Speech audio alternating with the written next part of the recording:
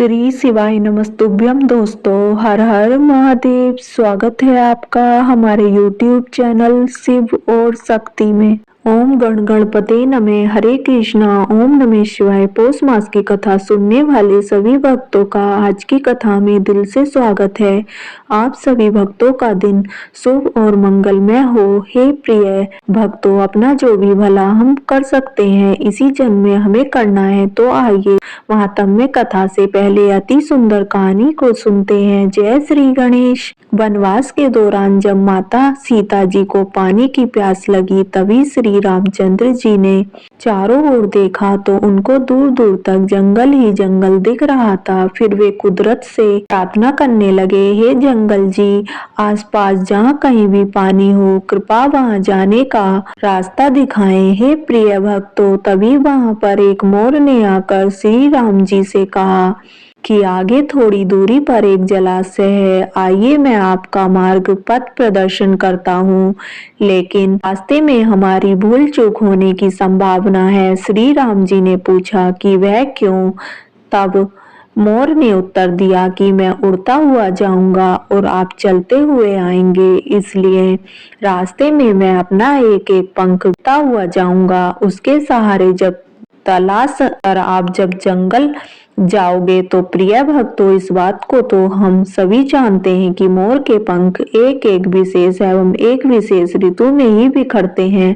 अगर वह अपनी इच्छा विरुद्ध पंखों को बिखेरे तो उसकी मृत्यु हो जाती है, और हुआ भी वही। अंत में जब मोर अपनी अंतिम सांस ले रहा होता है, उसने कहा कि वह कितना भाग्यशाली है कि जो जगत की प्यास बुझाते हैं, ऐसे प्रभु की प्यास बुझाने का उसे सौभाग्य प्राप्त हुआ। मेरा जीवन तो धन्य हो गया।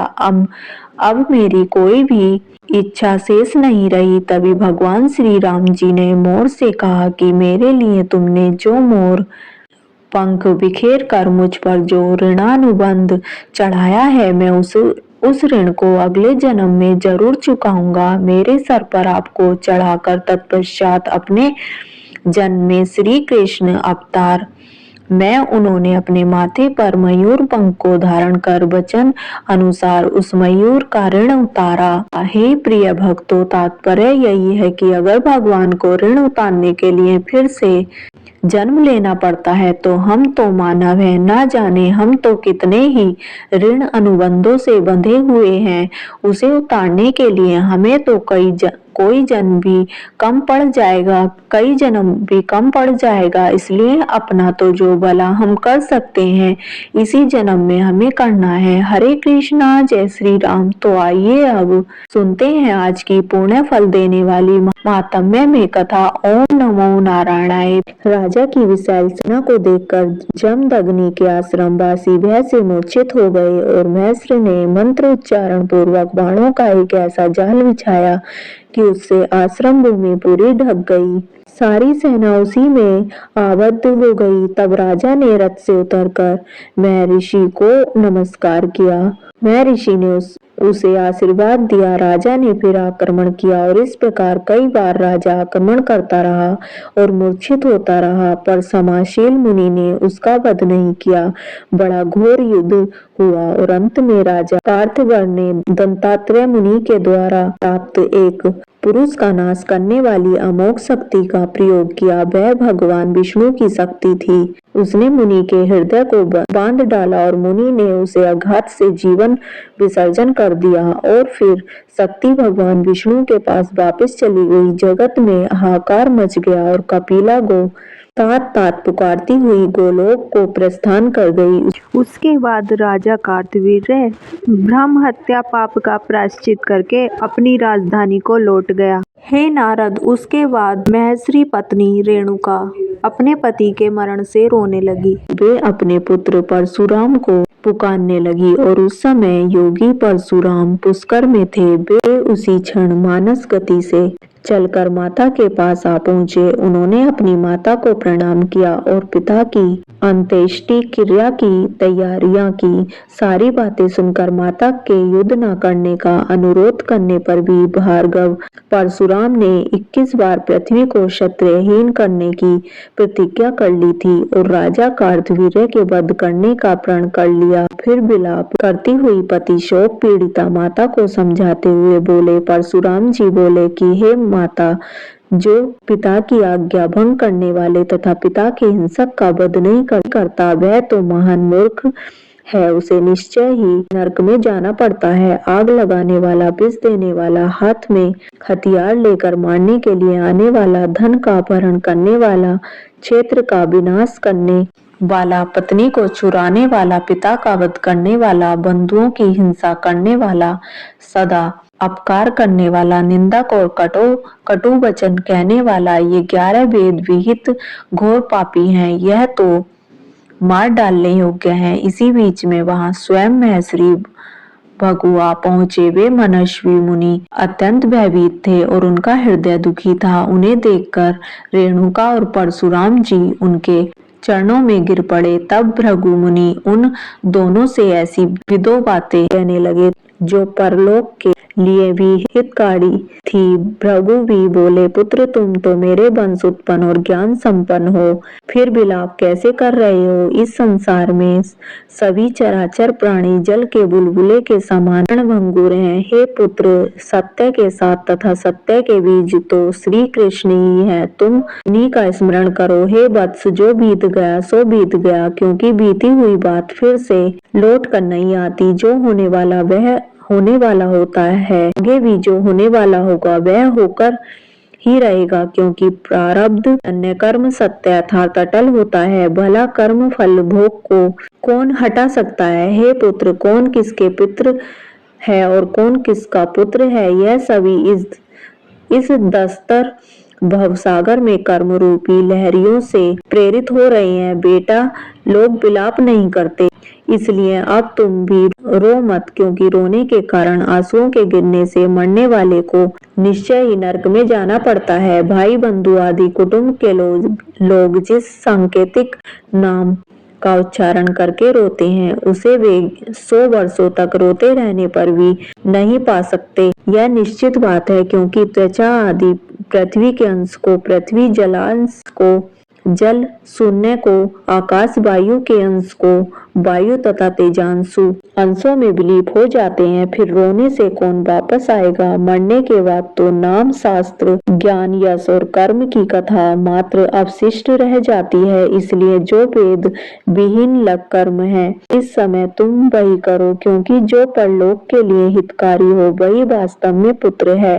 और वही बंधु है। भृगु के उस वचन को सुनकर महासाध्वी रेणुका जी ने उसी क्षण शोक का परित्याग कर दिया और मुनि से कहना आरंभ किया। रेणुका जी ने पूछा, हे ब्राह्मण, अब मैं अपने प्राणनाथ का अनुगमन करना चाहती हूँ। दूसरों को मानने वाले यह मेरे पतिदेव आज मेरे ऋतु काल के चौथे दिन मृत्यु को प्राप्त हुए हैं, इसलिए वेद वक्ताओं में श्रेष्ठ हे मुने, बताइए अब इस विषय में कैसी व्यवस्था करनी चाहिए। मेरे कई जन्मों का पुण्य उदय हुआ है, जिसके फल स्वरूप आप अचानक उपस्थित हुए हैं। यह सुनकर भृगु जी बोले, अहो महासती, तुम अपने पुण्यात्मा पति का अनुगमन करो, क्योंकि ऋतु का चौथा दिन पति के सभी कार्यों में शुद्ध माना जाता है। जो भक्ति दाता है वही पुत्र है, जो अनुगमन करती है वही स्त्री है, जो दान देता है वही बंधु है, जो गुरु की अर्चना करता है वही शिष्य है, जो रक्षा करे वही अभिष्ट देवता है और जो प्रजा का पालन करे वही राजा है, जो अपनी पत्नी की बुद्धि को धर्म में नियोजित करता है वही स्वामी है। इस प्रकार रेणुका को समझाकर भृगु मुनि परशुराम जी से कहने लगे, हे महाभागवत, यहाँ आओ, अमंगल शोक को त्याग दो।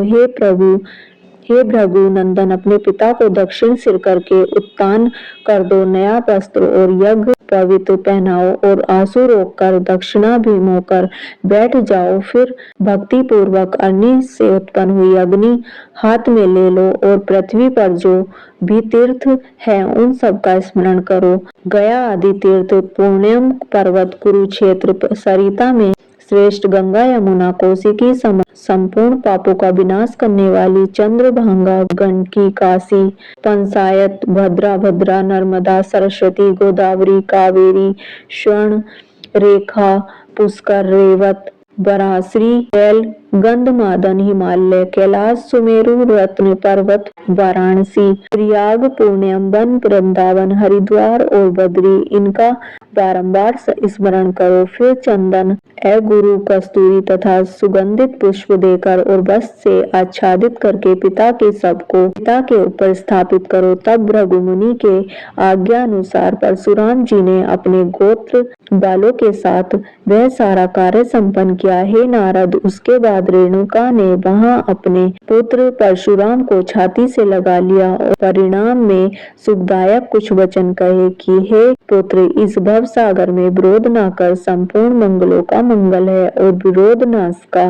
कारण तथा समस्त उपद्रव का हेतु है। इसलिए हे पुत्र, भयंकर क्षत्रियों के साथ विरोध न करना ही उचित है, किंतु मेरे सुनते सुनते तुमने जो प्रतिज्ञा की है उसे पूर्ण करना चाहिए। इसके लिए तुम दिव्य मंत्रों के ज्ञाता भृगु जी और ब्रह्मा जी के साथ विचार करके जैसा उचित हो वैसा करना सज्जनों द्वारा आलोचक शुभ कारक होता है। हे प्रिय भक्तों, ऐसा कहकर रेणुका जी परशुराम को छोड़कर अपने पति का आलिंगन करके श्री हरि का स्मरण करते हुए परशुराम जी की ओर निहारती हुई चिता में सो गई। तब भाइयों के साथ परशुराम जी ने चिता में आग लगा दी। फिर भाइयों और पिता के शिष्यों के साथ वे विलाप करने लगे। इतने में ही सती रेणुका राम राम राम इस प्रकार उच्चारण करके परशुराम जी के देखते ही देखते जलकर राख हो गई। तब अपने स्वामी का नाम सुनकर वहां श्री हरि के दूतास पहुंचे। वे सभी रथ पर सवार थे। उनके शरीर का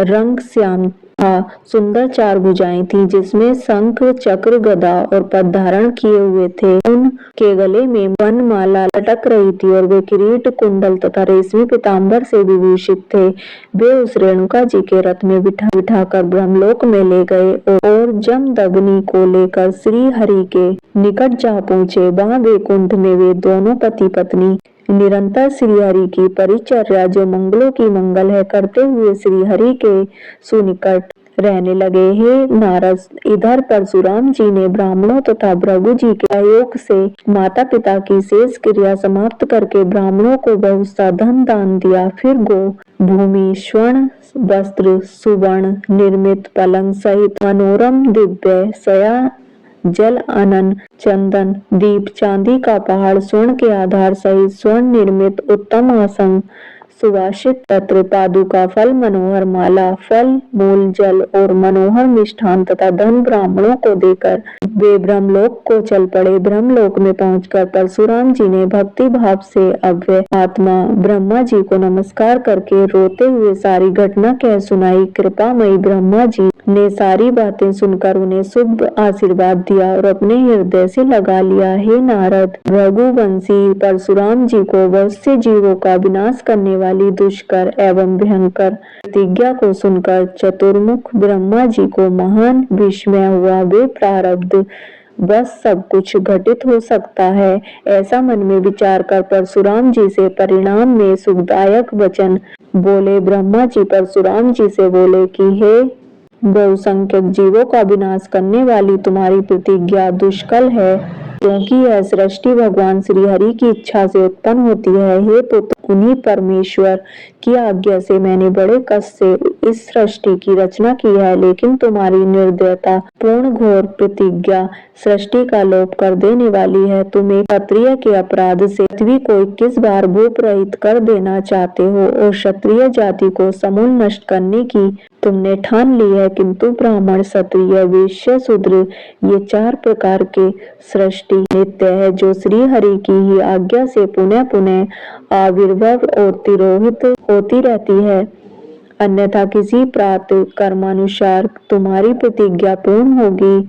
तुम्हें अपनी कार्य सिद्धि के लिए बड़ा परिश्रम करना पड़ेगा। अतः हे वत्स, तुम शिवलोक में जाओ और शंकर जी की शरण ग्रहण करो, क्योंकि भूतल पर बहुत से राजा शंकर जी के भक्त हैं। जब वे शक्ति स्वरूपा पार्वती जी के शंकर जी के दिव्य कवच को धारण करके खड़े होंगे, तब महेश्वर की आज्ञा के बिना उन्हें मारने में कौन समर्थ हो सकता है।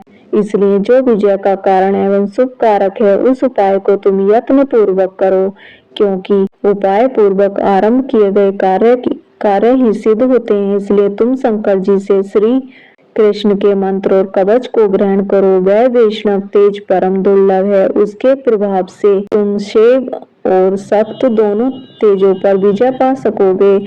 जगदीश्वर शिव तुम्हारे जन्मांतर के गुरु हैं, इसलिए मुझसे मंत्र ग्रहण करना तुम्हारे लिए युक्त नहीं है, क्योंकि जो उपयुक्त होता है वही विधि है। कर्म भोग से ही मंत्र स्वामी, पत्नी, गुरु और देवता प्राप्त होते हैं। जो जिनके हैं वे उनके पास स्वयं ही उपस्थित होते हैं।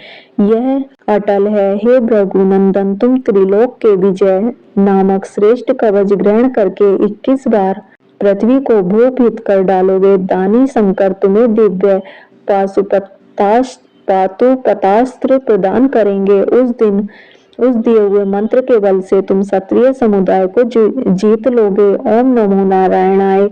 हे प्रिय भक्तों, इसके बाद परशुराम जी किस प्रकार कैलाश पर्वत पर भगवान शंकर की शरण में पहुंचे और वहां पर जाकर क्या हुआ, इसका वृतांत जानने के लिए उम्मीद करती हूँ आप सभी भक्तजन अगले अध्याय का इंतजार जरूर करेंगे। तो कैसी लगी आपको ये वीडियो? अगर वीडियो अच्छी लगी हो तो वीडियो को लाइक करें, चैनल को सब्सक्राइब करें और कमेंट बॉक्स में हर हर महादेव अवश्य लिखें। धन्यवाद।